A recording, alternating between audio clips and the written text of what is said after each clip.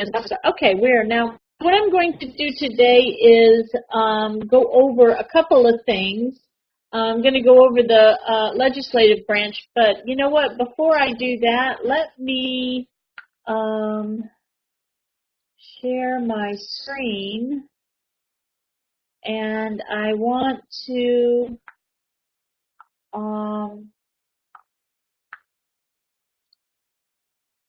you can actually help me with this, Mildred. I want to go over what's due this week. Hold on a second. Can you see the schedule there, Mildred?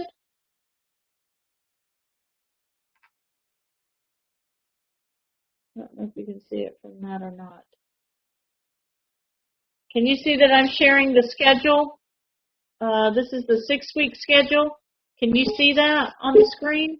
Okay. Good. All right. Okay, that's fine. So this will just really be for anybody who is just listening in. So what we are going to be working on this week is well, I'm going to show you a little bit about the legislative branch today. If you're on the 6-week schedule, I'm going to go over the legislative branch today, but later on in the week, we're going to be looking at the executive branch of government. So that's kind of where we're going with this. On the 5-week schedule, that was for the 6 weeks, folks. On the 5-week schedule, we're going to right here, national and state powers quiz, talk about civil liberties. All right, and legislative is really not until next week, but we got to start somewhere, okay? So that's kind of where we are in terms of having our assignments, okay? If you have any questions about what you're supposed to do, please feel free to reach out to me, and I will help you figure that out. Okay. I'm going to stop sharing for the moment. I have just a little PowerPoint presentation that I want to go through real quick. It's about the legislative branch of government, which is the branch that makes our laws. I will say that it is a bicameral setup, meaning that there are 2 houses. Those 2 houses are the Senate, which has 100 members, and the House, which has 435 members.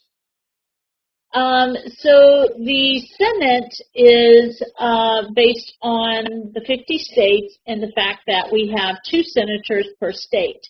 And that is what makes up the 100 members of the Senate. Those people are able to keep their jobs for a 6-year term as senator. The members of the House of Representatives, that number is based on the population in each state. So as the population in states grow, the number of representatives for that state increases. So Georgia currently has 14 representatives based on their population. There's 2 years for the term there. And, you know, this goes back to the early days of the founding of the country where there was debates in Congress about how each state would be represented. And so the smaller states felt like they wouldn't have as much of a voice with a House of Representatives that was strictly based on population, because obviously if it's based on population and you have a smaller state, you're not going to have as many representatives. So that is why they came out with the Senate, because regardless if you're little bitty Delaware, which is a very small state, or big old California, you still have the same amount of representation. And so that is how our U.S. Congress is made up. All right, so what does the Congress do? Some would say nothing. But they actually do something, and that something is they make our laws. They legislate. That is what making laws means, is legislation. Legislation is a law. Legislator is a lawmaker, a person, okay? Senators and representatives are representative of the people that they serve. So the people in Georgia who are our state, our U.S. senators, are our state representatives, our U.S. representatives, base their laws strictly on, sorry, that was my cell phone, strictly on what the people in the state of Georgia need. Now, it's important to understand that we do have state senators because the state of Georgia in itself has a General Assembly that also has 2 houses, okay? And that is just for the state government of Georgia. So that's different from the federal government.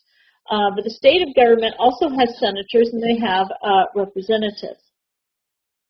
But what we're talking about here is the national legislation. So what can Congress do? What powers do they have? Well, what they can do is raise and collect taxes. They can borrow money from other countries or from organizations such as the International Monetary Fund.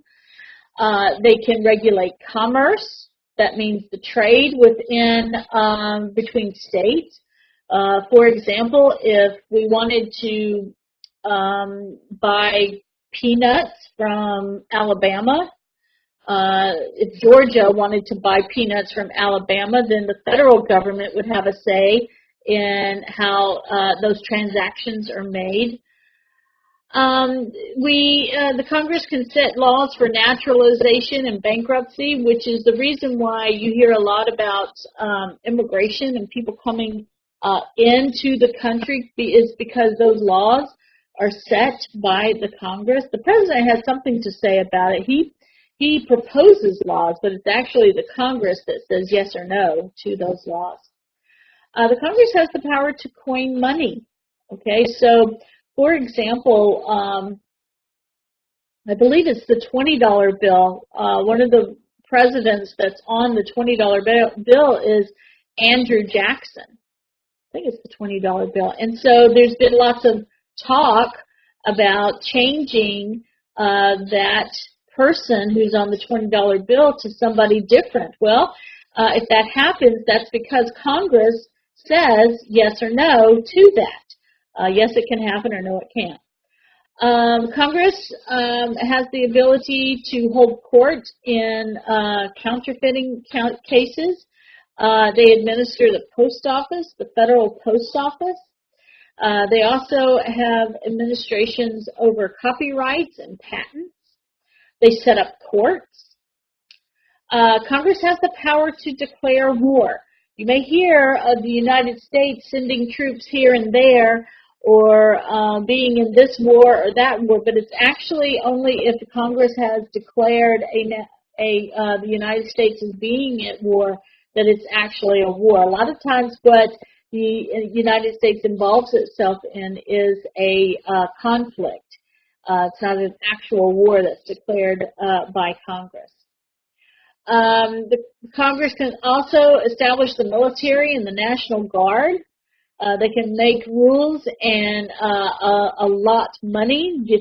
Have a say-so on where money goes, whether it's for the military or the National Guard. They can punish pirates. This is through a national court. If we have interests on the international seas and there's problems with people pirating, the Congress can bring these people up on charges. Oh, sorry. Congress has the ability to run Washington, D.C. and all federal properties. So if you go to Washington, D.C. and visit the Lincoln Memorial or the Smithsonian, just know that it's Congress that is overseeing those types of properties. And there are what's known as implied powers, and this is what is known as the elastic clause, which is in the Constitution, that pretty much says there are some powers that are not directly stated in the Constitution that the Congress has, and those powers are simply implied. So those are the powers. So let's talk a little bit more about this elastic clause. This was the necessary and proper clause that gives Congress the power to make laws that are necessary and proper. Congress has the ability to just see what needs to be done, right, and make a law to carry that out. This elastic clause is really something that Congress enjoys, it likes to have, because it gives them the ability to stretch their powers a little bit. They can often do things that are not explicitly stated in the Constitution. So let's talk about the different people who make up the Congress. First being the House of Representatives. These are people who are limited to 2 years, a term of 2 years. To be a representative, you have to be at least 25 years old, 7 years as a U.S. citizen, which means you don't have to be born here. You just have to have 7 years as a citizen, and you have to be a resident of the state that you represent. So that's our House of Representatives. Like I said before, there are 435. The current Speaker of the House, does anybody know who the current Speaker of the House is? It changes often. Well, the current Speaker of the House is Nancy Pelosi, okay? And this is Speaker of the House usually is of whatever party has the most representation in the House of Representatives. For example, right now Nancy Pelosi is a Democrat, and there are more Democratic representatives than there are Republican representatives. So the Democrats got to elect somebody from their party, the Democratic Party, to be Speaker of the House, and or the top leader in the House is what I'm saying. So that job right now is held by Nancy Pelosi. So it's an important position, Speaker of the House, because they are in third in line in succession of the President. If the President dies, the first person in line is the Vice President. The second person in line is the Secretary of Defense. And then the third person in line is the Speaker of the House.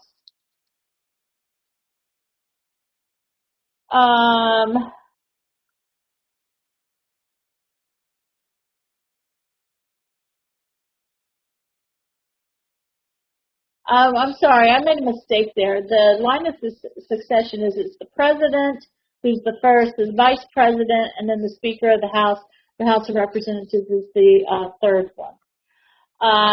So anyway, the House of Representatives is made up of different committees. Committees could be something like the Appropriations Committee, which appropriates money, gives money to one committee or another, an Environmental Committee. There's different types of committees such as that. Some of the special powers of the House of Representatives is that all the money and different bills that pertain to money start in the House of Representatives. The House of Representatives select the President in an electoral college tie. So if there's a tie in the electoral college, then it goes to the House of Representatives to vote on who is the president. And the House of Representatives can write an article of impeachment against high-ranking officials. In other words, any kind of impeachment can actually start in the House of Representatives. If we look at the Senate, a senator serves a term of 6 years. The qualifications for this position is 30 years old. You have to be 9 years a citizen of the United States, and you have to be a resident of the state that you represent. The current number of senators and the only number of senators is 100 because each state, 50 states, get 2 senators each. The head of the Senate is the Vice President of the United States. And the greatest power that the Senate has is that it decides committee members and the order in which bills are debated. So that's probably one of the most significant things that Congress does is it debates on which bills become law. Okay, and the Senate gets to decide which bills are heard in which order. So it kind of pays to be a senator. The Senate has special powers in that it approves all treaties. Normally when we go to war with a country, and we haven't been to war in a long time, which is actually a good thing, but when we go to war with a country, once the war is over, we settle with a treaty. The Senate approves each treaty. They approve all appointments. For example, if we decide that we need a new Supreme Court justice, then that has to go through the approval of the Senate before the president can appoint a new Supreme Court justice or judge.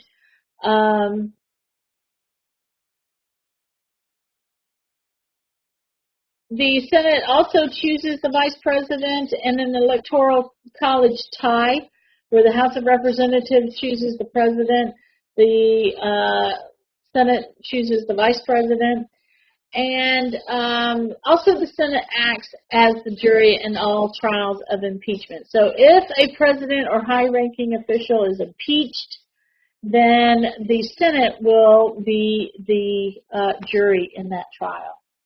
All of an impeachment is a trial. I think people kind of get confused sometimes about impeachment. Anyway, so here's some of the privileges and compensation for members of Congress. Salary, and this might not be exactly accurate, but their salary is about $200,000 a year. They get medical and dental benefits. They get free parking at the White House or Capitol building, probably. They get free postage on all mail to their constituents. The free parking is one thing, but and the free office, but also they get to fly home, right? Free. So there's that. So the privileges and compensation of the Congress members. They get immunity or legal protection. They cannot be sued for anything they say or write while carrying out their duties. They cannot be arrested for minor offenses while Congress is in session. So if they get caught running a stop sign in Congress is in session, then they get off on that. They don't have to serve anything or do a fine, I guess. They may not hold any other political office at the same time that they are a U.S. Senator. All right, who are the senators and representatives from Georgia? Well, here they are. So for the Georgia senators, we have Johnny Isakson. We also he's a senior senator from Georgia. And then we also have David Perdue. Both of them are Republican senators. David Perdue is coming up for election in 2020. So we'll be electing him. The 14 Georgia representatives you see them right there. You may not know them by name, but if you notice, each of them have either a red or a blue little tab here. The red is Republican, the blue is Democrat. And so out of there are 14 people here. Let's see. We have 1, 2, 3, 4, 5 Democrat, and the rest are Republican. So And these people are voted on by the people of Georgia. Here's the congressional map of Georgia. It is a little bit difficult to see, but when I say congressional map, if you notice on each of these, or maybe it's a little too hard to see because you can't really see it that well, each one of these have a district. Actually, that's what's said right here. Like for Rob Woodall right here, he's the 7th district. Austin Scott is the 8th. This is the 1st, 2nd, 3rd, 4th. Okay, so their district is represented right here. So here's Georgia's 8th district. This is the 3rd. It just didn't come out. Okay, so it's 1, and then 2 is somewhere. This is part of South Carolina. So each one of, so you see where each one of these people are from. I don't know where you live, Mildred, but I am in the 2nd district right here, because I know Sanford Bishop is my representative. And I know Austin Scott is, you go to the page. Okay, this is 8, and I live right here, so I'm in the 2nd district, so about right here. I think maybe here. This may be too LaGrange area. So,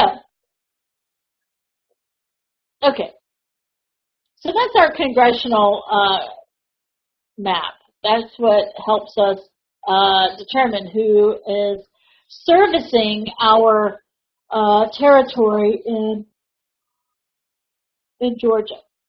All right, let's talk about laws for just a moment.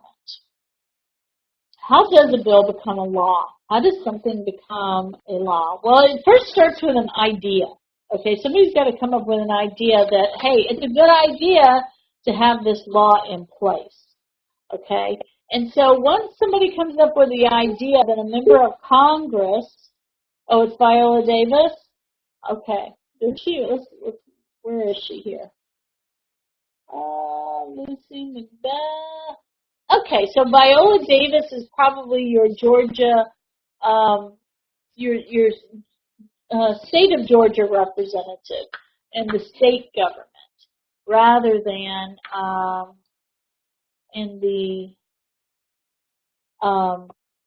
federal government. Where do you live, Mildred? Try to figure out who you're.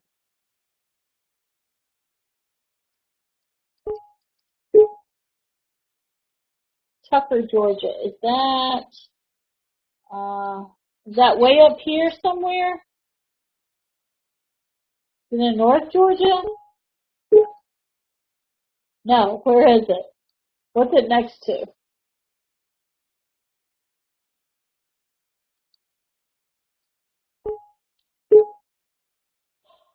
Okay.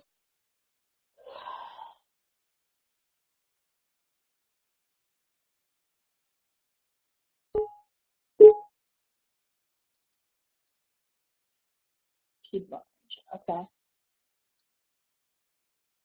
Let's see. Hold on a second. I'll see if I'm looking up your Viola Davis. Yes.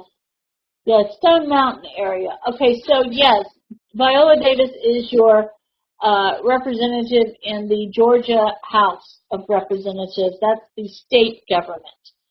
But probably in the Atlanta area, you may be in this G4 right here. And if that's the case, then you're 1, 2, 3, 4. Maybe it's Henry Hank Johnson Jr. Maybe. Okay, but getting back to laws, how a law is made. First, somebody comes up with the idea that a law needs to be made. And then the second thing that happens is a member of Congress introduces the bill. Okay? The bill goes to a committee. In other words, say if it's an environmental idea that people want to make a law. Okay? There is a committee made up of people who are experts, if you will, in the environment. So the bill will go to that committee. The bill is then debated on either by the House or the Senate or both. If the bill is passed, then it goes to the other chamber. In other words, if it starts in the House, then it goes to the Senate. If it starts in the Senate, it goes to the House. If it does not die, it's easy for a bill to die really quick. After the bill has been voted on by both chambers, if it's approved, that's a big if, the bill is sent to the president, who can either approve the law or he can veto it. And if it's vetoed, then it goes back, starts all over again, or 2/3 of the Congress can override the president. So it's not easy to make new laws. They happen, but it's not an easy process. And sometimes it's not an easy process because it shouldn't be easy, and then other times it's not an easy process because, well, it just shouldn't. I mean, it's not an easy process because, well, you don't want it to be an easy process because you don't want to always have laws that are new and changing. You want them to be well thought out, I guess is what I'm saying. Okay, so that's the last slide that I have. Mildred, did you have any questions about the legislative branch of government?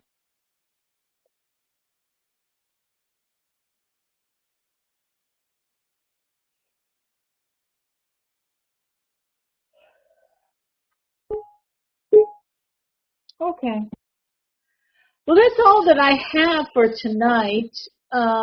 Certainly, if you have any questions about the legislative branch, you can email me. You have, like I said before, you have an exam on the legislative branch tonight. And then as soon as we finish, this is the 5-week schedule. So as you are working this, you can use this information in anticipation of your study of the legislative branch. But your 6 weeks, folks, they have their legislative branch exam and project due today. And then they're going to go straight into the executive branch. But if you're a 5-week person, you're looking at the national and state powers and the Constitution exam. You're exactly right, Mildred. You have the Constitution exam today because you're on the 5-week schedule. Okay, so that's all I had. I'll hang out for a few more minutes in case anybody pops in, but if you don't have any more questions for me, then you are free to go. I appreciate you coming.